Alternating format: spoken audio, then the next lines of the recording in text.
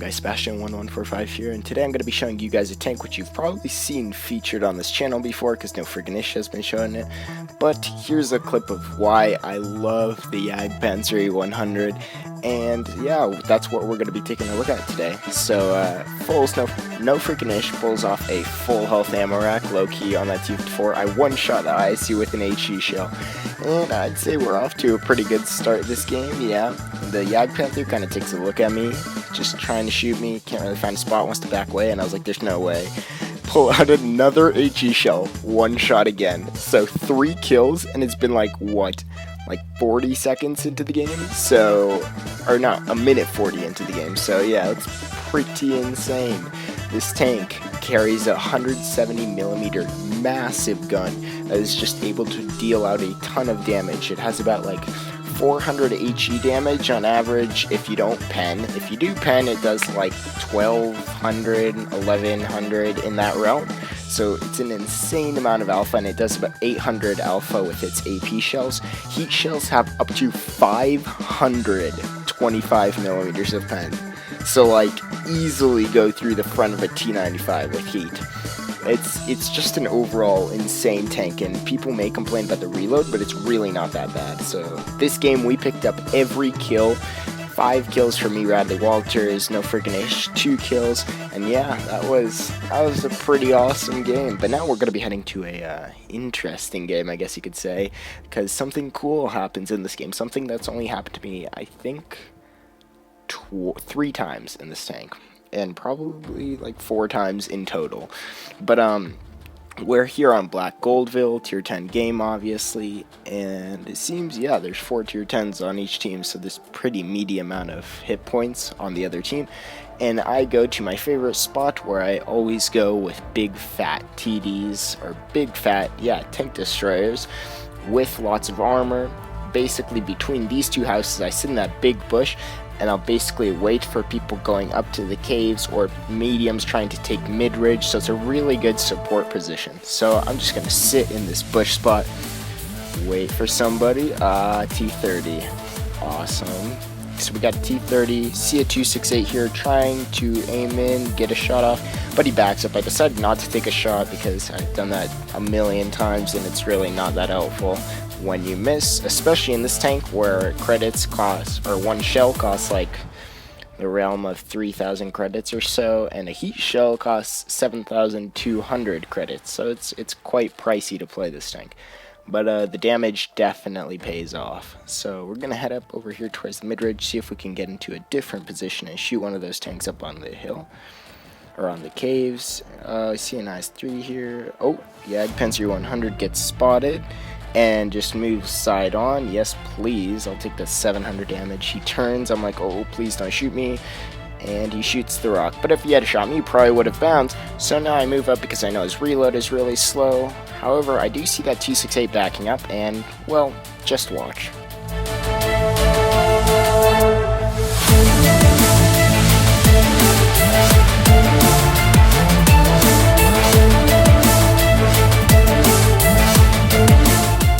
Somehow get lucky enough to pull off a huge full health ammo rack on a tier 10 TD, so that turns the tide of the game pretty much.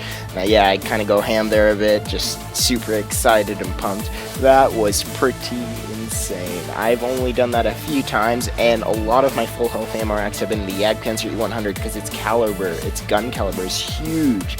You see a side of a tank and it's pretty much gonna ammo rack it a lot, such as the IS-3. I've ammo racked that tank multiple times in that Jagdpanzer E100. But yeah, that was pretty cool. Either way, moving on, the game is pretty much starting to come to a close. We have 4 kills, I have 1 kill, and it seems that there's a little Jagdpanzer camping in the corner there. So this thing's accuracy is actually not too bad. I believe it's 0.35 off the top of my head, so yeah, it's pretty good. So you're able to pull off a shot. However, there's something that I did want to mention, and that's the alpha on this tank. So it does 600 to 1,000 damage per shot, and you'd think that means that the average is 800. Well, yeah, technically the average is 800. However, I've played about 700 games in the Jagdpanzer E100, And I can tell you, at least for me, the average is definitely not 800. It's more around 750 or so, because I almost always get lower rolls than average. So yeah, kind of weird, but I don't know if that's actually something that's implemented into the game, or maybe it's just my horrible luck. Who knows? Whatever. But either way, we're pushing up on the E100. He's on 800 health and now on 400 health. We want to get a shot on that meaty lower plate and take him out. So now we're at the point where there's a T-44 left. See, to capture the base. So yeah, we're just going to cap the base, because nobody wants to chase a T-44, which you can see in the mini-map is just running around wildly trying not to get shot. Nah, we'll just take the base and you can do your thing. So we're sitting here at base, T-44 comes by, gets shotgunned by the tortoise, and yeah. So that wasn't a huge game. I got 3,800 damage, but like, yeah, nothing massive. But we got 100,000 credits, whoop! So moving on to the next game, we see, oh look, it's Concept. Bruh. Okay, so we got Krieg on the other team and the Leopard one, and that's kind of terrifying. So I guess I'll just stop blabbering and head on over to the left side, and hopefully it goes well.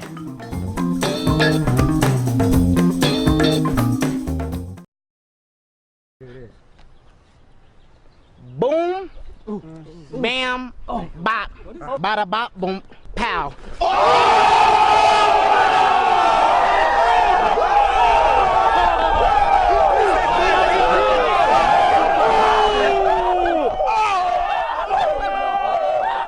Sorry, comes up.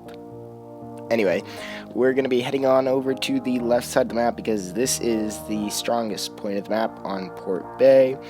You definitely want to head over to the left side, especially because it's a very good position for the mediums. On the far left, you'll see there's a bunch of hills over there, which Concept heads on over to, and those hills provide lots of hold down positions, which you can take advantage of in medium tanks. On the other hand, for tank destroyers, this side of the map is honestly just really awkward and weird. So I load up an HE shell, hoping to hit that Leopard. Nah, it's not gonna happen, and I don't want to take a shot, because then I know there's gonna be 3 more shots waiting for me. So I'm just gonna sit here, kind of see if I can get a shot off, but there goes literally all his health. So I'm just gonna move up, and we see a nice little M103 sitting here, load an AP shell, and nail one right into his tracks for 800 damage or so. And we wiggle to make sure he bounces off our lower plate, but he decides not to shoot at us. Load up an HE shell, and there's pretty much no chance that he's going to survive this. We come around the corner, shotgun him, and bam, first kill of the game. Good start. See Concept over there on a small amount of HP, and he's a really good player, so target prioritization. He's also in a top tier tank, so we want to take him out as soon as possible. So we head over, shotgun him as well, 2 kills, both HE shell kills, because look at my skills, and yeah, it's heading pretty good. So now we're going to deal with this T124 and the Canarvan. And the T124, as you all know, has a pretty weak turret, so we're able, I don't even have to go into sniper mode. I know I'll pen with this 300 millimeters of pen on the AP shells. And yeah, it seems like the T124 is trying to get a shot off. I think he got a shot off on somebody behind me, maybe a T32 or someone. But either way, we come around, see the T124, lower a bit because we don't have the most gun depression, and put another one into him. But we low roll from the average. Nice, dude. Okay, so I see Kim Jong-spoon over there dealing with a T44, and I'm like, yeah, he totes got him. And then I'm like, oh my god, there's no way he's gonna die to him. And so despite that, there he goes, and I was like, wow, you sucks, mate. And he was like, yeah, I know. But either way, we put a shell into that stock turret on this stock Canarvan, who is definitely not going to pen because I have 200 millimeters of frontal armor, 250 on the superstructure, so no chance of penning. Lower plate is kind of weak, but it's definitely not weak enough for a stock Canarvan to pen. So yeah, we're going to try and get the kill on the T44.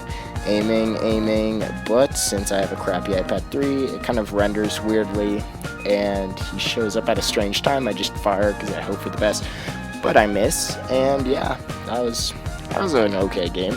We pick up 3,700 damage, and heading on to the next game, we're going to be playing on Canal, one of the maps introduced back in Update 2.3. So similarly to Port Bay, this map has a like main side you go to, and it's this hilly side because once again it's dominated by mediums. However, there are places for heavies and TDs to take up, and so that's why this side is so popular by all the good players.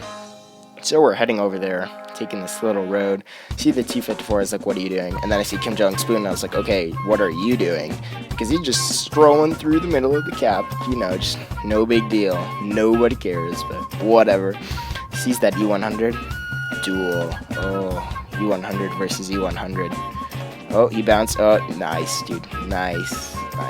Either way, that E100 ends up ramming this Tiger 2, getting himself stuck, so I put a shot into him for a meaty 960 damage, and he's sitting there, kills the Tiger 2. Nice job, you took out a tier 8, but now you're stuck, and I get to kill you, which is a tier 10. So, bad move, buddy. Bad move. Goodbye. Okay, so now we have 1 kill, they have 1 kill. However, we've killed a tier 10, they've killed a tier 8, so we're up right now, I guess you could say. See a Carnarvon, put a nice shot into him, and then we just kind of bounce a shot from, I think it's that Tiger 2 down there, try to pull a shot off on him, but nah. So this match ends up going wrong, and you're going to see why later in the video, but it's kind of like a what went wrong section, I guess you could say. So Kim Jong-spoon is like, hey, can you shoot this 268? And I'm like, yeah, can you push him out? Pushes him out, he reverses, nail one into his rear, he's on 400 health. I'm like, I'm probably not going to reload in time, so I let Kim Jong-spoon take the kill. And now we head under the tunnels and basically trap ourselves in this death hole. It's honestly such a bad position to be in, but we had a 1-tank lead, so I was like, nah, whatever, I mean, we'll probably be fine. Nah, we were definitely not fine. Having the high ground in Blitz is pretty much key. Like on mines, for example, it's so important. And as you can tell, we're all clustered up in one spot, so it's like, bruh, what are you doing? So now we're 4-3, still up by 1 tank, but there goes our Carnarvon. So now we're even. And we have this E100 and an M103 to deal with here. I load some heat, but if in case you missed it, I shot a heat shell right into the ground, and that cost me a lot of credits later on.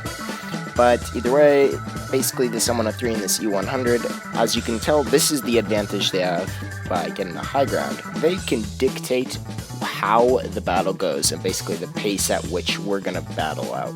So I see the E100, I'm like, please pop around the corner so I can shoot you and actually do some damage, because I'm pretty much being utterly useless here, and that M103 is just destroying Kim Jong-spoon. I think, no, I was going to try and put a clutch shot into his commander's hatch. We bounce a shot, try and take a clutch shot into his turret, and miss, and that was just such a dumb decision. I back up, M103 on adrenaline nails me with a heat shell in this side, and now I'm kind of really screwed. So I want to put a heat shell into this M103. Take a shot, bounce. Okay, what? No. I think I got a low pen roll, but whatever. Heat pens with heat when I'm angled in the superstructure. So things aren't looking too well right now. Yeah, we're basically cornered in this little death hole. Kim Jong-spoon is trying to deal with that E50, but it's not going too well. I decided to just HE the M103, and he's left on 4 health. Oh no. So yeah, I think that being in this position was just such a bad thing to do in general. So that's pretty much why we lost, because we gave them the high ground and we took stupid shots, and it was just poor decision making in general. So soon you're about to see I try to get the M103, but I don't have enough gun elevation. I get shot the E100. There's an E50 also on 200 health. And despite our communication efforts, the E100 ends up not shooting me, actually. He ends up shooting Kim Jong-spoon and taking him out. And despite Kim Jong-spoon's best efforts to angle E100, bam. And I was like, oh god. And down I go. So yeah, that kind of went wrong, and that was pretty much our fault, but what can I say? Can't win every game, am I right? So we ended up doing like 3,400 damage, but oh well. Either way, thank you guys so much for watching, and stay tuned for more awesome tank videos.